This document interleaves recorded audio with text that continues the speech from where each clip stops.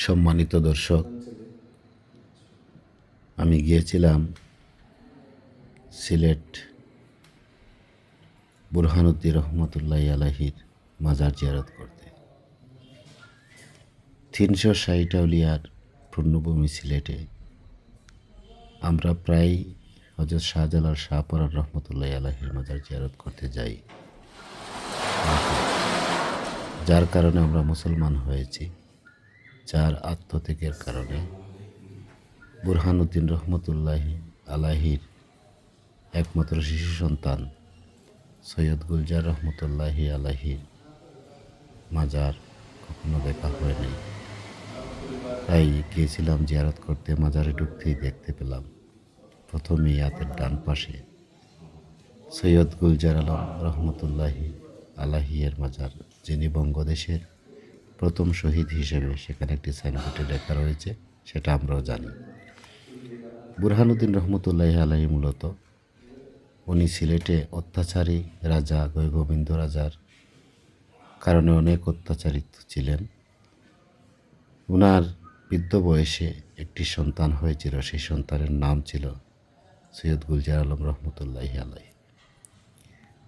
সৈয়দ গুলজার আলম রহমতুল্লাহ আলাহিকে তৎকালীন রাজা, অত্যাচারী রাজা গোবিন্দের হাতে শহীদ হয়েছিলেন, যার শহীদ হওয়ার কারণেই আজকে আমরা সিলেটবাসী মুসলমান। তো আমাদের যাওয়া হয় না সেখানে, তাই আমরা গিয়েছিলাম জিয়ারত করতে। মাজারটি যখন দেখলাম হৃদয়ে রক্তকরণ হয়েছে।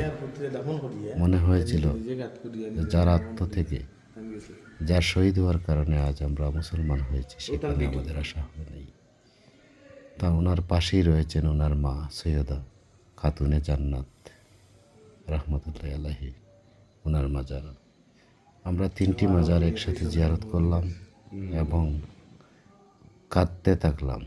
আমরা 4 জন ছিলাম সেখানে, আমি, কাইয়ুম, কাউসার, জাহাঙ্গীর।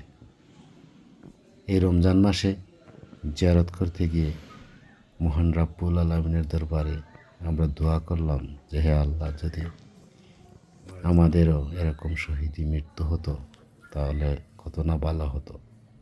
তাই আপনারাও আসবেন,